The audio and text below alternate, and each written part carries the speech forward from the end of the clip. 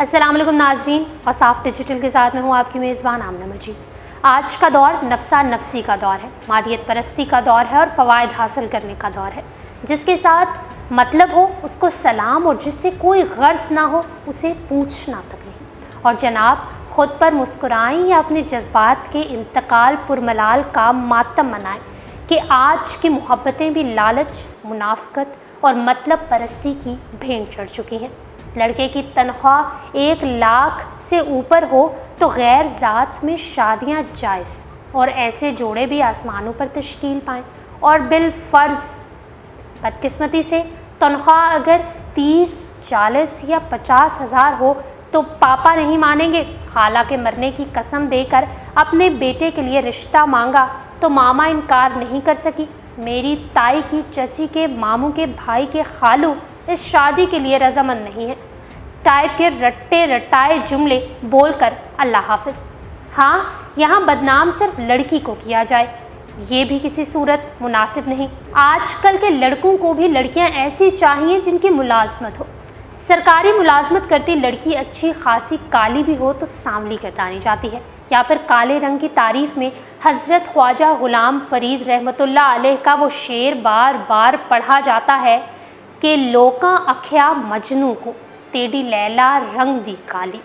मजनू ए जवाब दिता तुसा को अख नहीं देखण वाली, चिट्टे वर्क कुरान दे तो स्याही रंग दी काली। गुलाम फरीद जिस नाल दिल अड़पोवे ओ गोरी होवे या काली। और इसी तरह अगर प्राइवेट मुलाजमत हो तो लड़के वाले हुस्न की शर्त भी रख लें तो कुछ बैद नहीं। तो जनाब मोहब्बत एक मुआवजा है, और मुआवजे कब आम होते हैं? आज के दिनों में तो हरगिज़ नहीं, मगर एक आध कहानी हमने भी देखी है जिसे देखकर यकीन हो गया कि करोड़ों लोगों में एक आध लड़का लड़की ऐसे भी हो सकते हैं जो मोहब्बत करें तो उसका भरम रखें, उसकी लाज भी रखें कि किसी के नाम पर अपनी ज़िंदगी करें तो इस बिला मशरूत मुआहदे में किसी किस्म की कोई लालच ना हो, किसी किस्म की बनावट ना हो। आप सब यकीनन हंस रहे होंगे कि ये मैंने क्या कह दिया। तो जनाब क्या आप लाहौर की सना मुश्ताक और दाऊद सद्दीक को भूल गए हैं? वही दाऊद जो बिजली का करंट लगने से दोनों पैरों से माजूर हो गया था, मगर सना ने फिर भी उसके साथ शादी भी की और दुनिया को शटअप कॉल भी दे दी कि मोहब्बत में ये सब चीज़ें कोई मायने नहीं रखती। अगर मेरी यादाश्त धोखा नहीं दे रही तो गालिबन अम्मार और ज़ैनब की मोहब्बत की दास्तान भी ऐसी ही एक दास्तान थी जिसने पाकिस्तानियों की आंखों को नम कर दिया था। तो नाज़रीन, इस तवील तमहीद के बाद हम आपको जो कहानी सुनाने और दिखाने जा रहे हैं उसे देखकर आपका भी मोहब्बत से एतबार उठ जाएगा। ये कहानी है गुजरांवाला की 22 साला एक माजूर लड़की सहरिश की, जो 1 साल पहले तक माजूर नहीं थी। उसका मंगेतर उसकी मोहब्बत और ख़ूबसूरती के गुण गाया करता था, यहाँ तक कि उसके साथ शादी के लिए सहरिश की वालदा तक के पाँव पड़ चुका था। वही लड़का सहरिश की माजूरी के साथ ही अपनी मंगेतर को हमेशा हमेशा के लिए तन्हा छोड़ गया। तो आइए पहले वो कहानी देखते हैं।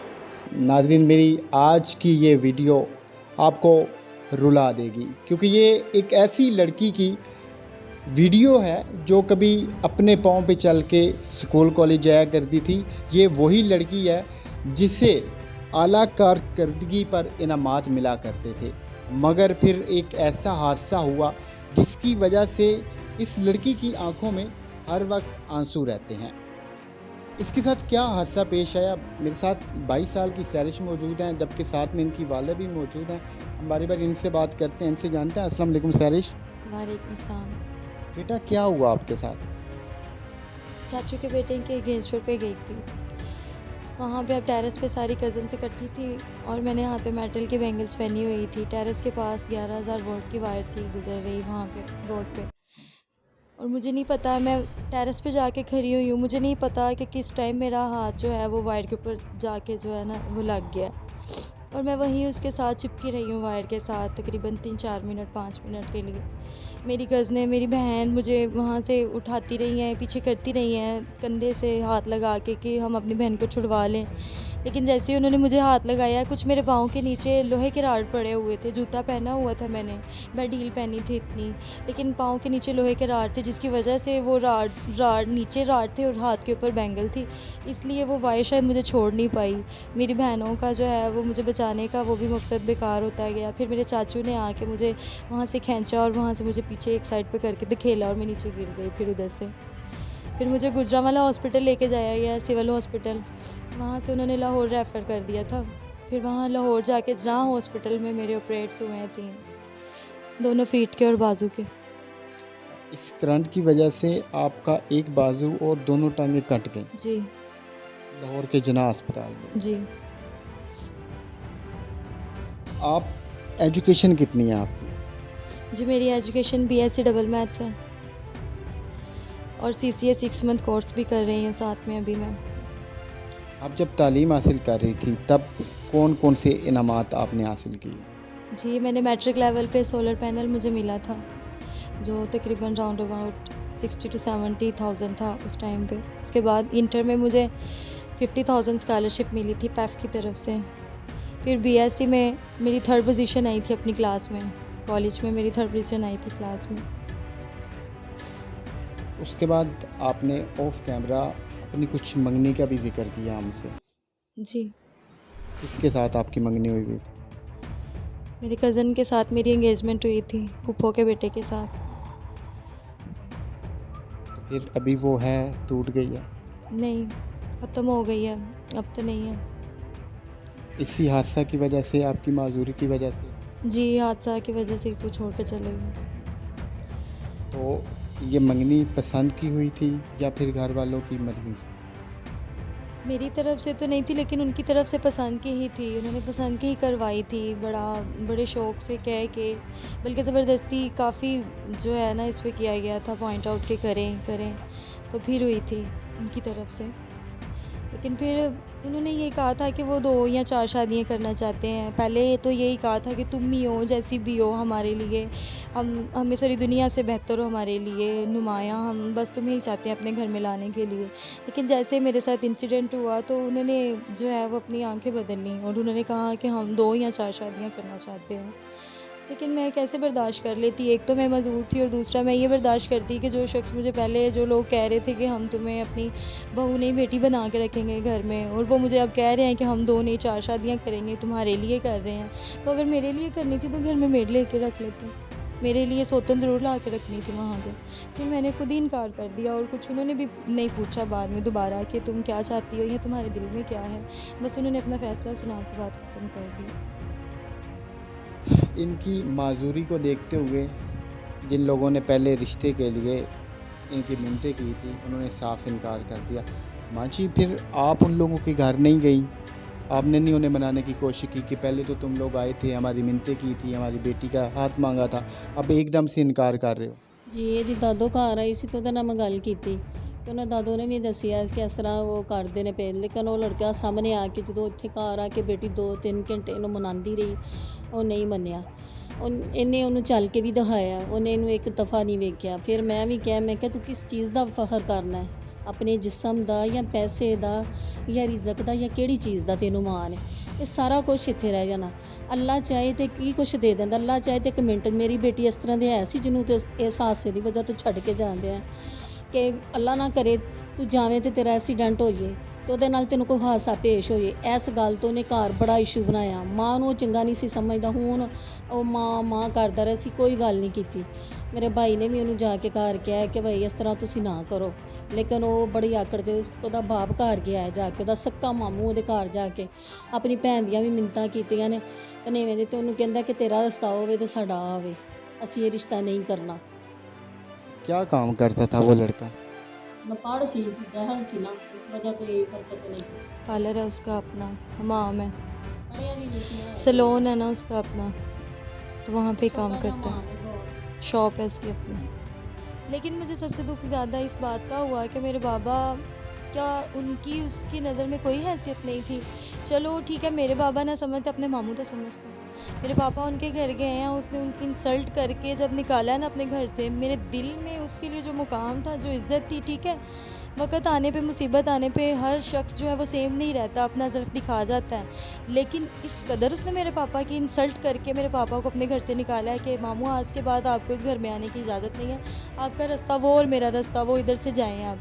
ठीक है, एक हादसा हो जाने का मकसद ये तो नहीं है कि एक शख्स आपके लिए जो वो नापेद हो चुके हैं, उसको इस तरह की बातें सुनाई जाएँ कि उसकी रूह तक को ज़िल्लत पहुंचा दी जाए, अज़ियत दे दी जाए।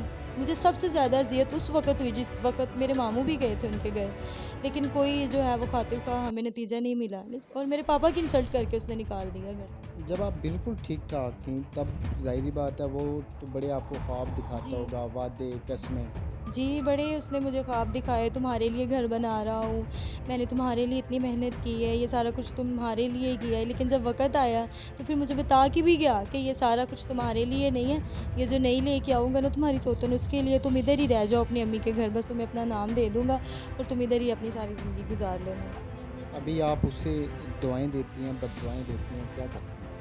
मैं कौन होती हूँ भाई किसी को बददुआ देने वाली? मैं नहीं उसको बददुआ दे सकती। शायद अगर उसके दिल में नहीं था, लेकिन मैंने तो दिल से चाहा था ना कि अल्लाह ताला की शायद मर्ज़ी है हम दोनों को मिलाया है, या एंगेजमेंट हुई है, या जो भी है। अल्हम्दुलिल्लाह मैं मुसलमान घराने से ताल्लुक़ रखती हूँ, फिर भी मैं उसको दुआएं ही दूँगी, अल्लाह ताला उसको खुश रखे। अगर उसकी ख्वाहिश थी 4 शादियों की, या वो इतना नहीं दिखा सका कि मैं किस काबिल हूँ या मैं क्या कर सकता था।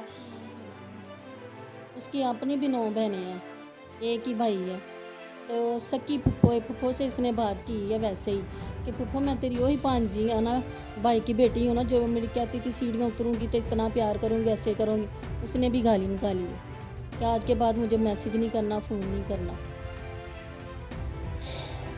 अभी आप अपनी स्टडी आपने जारी रखी हुई है या छोड़ दिया सब कुछ? नहीं, मैं CCA कंप्यूटर कोर्स कर रही हूँ 6 मंथ, और साथ में मैं जामिया में पढ़ा भी रही हूँ, वहाँ पे जॉब कर रही हूँ। मैं 5 घंटे की जॉब कर रही हूँ वहाँ पे, और मैं मज़ीद भी इंशाल्लाह पढ़ूँगी, MA कर रही हूँ, MA करूँगी, और इंशाल्लाह मैं गवर्नमेंट की लेक्चरर ज़रूर बनूँगी।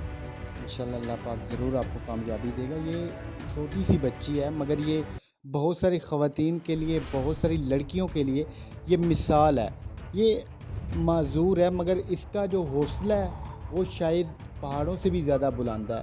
अभी भी आप देख सकते हैं कि इसके ज़हन में सिर्फ ये है कि इसने अपनी स्टडी कंप्लीट करनी है, जो इसकी मंजिल है या फिर जो इसका मकसद है इसने उसको हासिल करना है, और साथ में उन लोगों को दिखाना है जिन्होंने इस साल में इसको छोड़ दिया। ऐसे ही है। जी, इंशाल्लाह मैं सबको दिखाऊंगी कि मैं इतनी भी डिसेबल नहीं थी, मेंटली डिसेबल तो नहीं थी। अगर मुझे इस तरह छोड़ के चले गए हैं तो अल्लाह ताला की ज़ात तो मेरे साथ है ना, और इंशाल्लाह वो मेरा हर कदम पे अल्लाह ताला मेरा साथ निभाते हैं, और वो दिखाते हैं कि अगर सारी दुनिया भी तुम्हें छोड़ जाती है ना, तो मैं फिर भी तुम्हें नहीं छोड़ूंगा। अल्लाह ताला की ज़ात मेरे साथ है, और मुझे इस बात पर बड़ा फ़ख्र है कि अल्लाह ताला मेरे साथ है। ये जिस भी हाल में है मुसलसल ये अपने अल्लाह पाक का शुक्र अदा कर रही हैं, उससे इन्हें कोई नाराज़गी नहीं है, अल्लाह पाक से इन्हें कोई शिकवा नहीं है। अच्छा सैरिश, मुझे आप ये बताएं कि आप अभी अपना इलाज करवाना चाहती हैं, क्योंकि हमारे नाजरीन ना सिर्फ पाकिस्तान से बाहर देखते हैं, बहुत अच्छे अच्छे लोग हैं। अगर कोई आपका इलाज करवाना चाहे, क्योंकि अब तो सर्जरी मुमकिन है। जी, मैं चाहती हूँ, मैंने ट्रांसप्लांट सर्जरी से रिलेटेड बहुत रिसर्च की है, और ये अब्रॉड कंट्रीज़ में होती भी हैं, और मैं चाहती हूँ कि मुझे कोई ऐसा मिले जो मुझे गाइडलाइन प्रोवाइड करे, जो मुझे बताए कि मैं किस तरह ये सारा कुछ पॉसिबल कर सकती हूँ और मैं ये अपना सारा ट्रीटमेंट करवा सकती हूँ। मैं चाहती हूँ कि मेरी भी ट्रांसप्लांट सर्जरीज़ और मैं दोबारा अपनी लाइफ में वैसे ही आ जाऊँ जैसे कि मैं पहले वाली सैरिश थी। जैसे कि मैं पहले वाली सैरिश थी, अगर आप में से कोई शख्स इस बच्ची का इलाज करवाना चाहता है, अब ये देख सकते हैं कि इस बच्ची की जो आर्टिफिशियल लेग्स हैं वो यहाँ पे पड़ी हैं, ये बाजू है। हम कंडीशन ऐसी नहीं है कि आपको इनका जो कटे हुए हिस्से हैं वो दिखाएं, तो हम इनका नंबर दे रहे हैं। पहले हमने बहुत सारी वीडियोज़ में ये कहा हुआ है कि आप पहले रिसर्च करें, देखें। ये हमारी वाहिद वीडियो है जिसमें हम आपको ख़ुद गारंटी भी दे रहे हैं और ये कह रहे हैं कि आप बग़ैर सोचे समझे अपनी आखिरत संवारने के लिए इन लोगों की ज़रूर हेल्प कीजिएगा। इस बच्ची के क्योंकि वालिद साहब हैं वो मेहनत मजदूरी करते हैं और उसमें फिर बड़ा मुश्किल है कि घर का सर्कट चलाया जाए।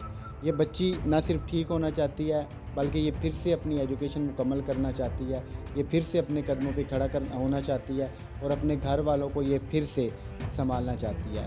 अपनी दुआओं में इस बच्ची को याद रखिएगा, जितनी हो सके अपनी आखिरत संवारने के लिए इनकी हेल्प कीजिएगा। हम नंबर दे रहे हैं, तंग नहीं करना, आपकी बहुत मेहरबानी, तंग नहीं करना, सिर्फ इन लोगों की हेल्प करनी है क्योंकि ये आपकी हेल्प के सिर्फ तलबगार हैं। जी नाज़रीन, आपने सहरिश की कहानी सुनी और देखी। यकीनन इस कहानी को देखने के बाद बहुत से अजहान से मोहब्बत की तस्वुराती कहानियाँ दम तोड़ गई होंगी। अगर देखा जाए तो ये कहानी एक मोटिवेशनल स्टोरी भी है जिसे देखकर बहुत से मुर्दा जज्बात दोबारा जागेंगे और एक नई उमंग और लगन के साथ इस दुनिया को फतह करने निकल पड़ेंगे कि मायूसी मेरे मज़हब में हराम है। अल्लाह पाक आप सबका हामी और नासिर हो। पाकिस्तान जिंदाबाद।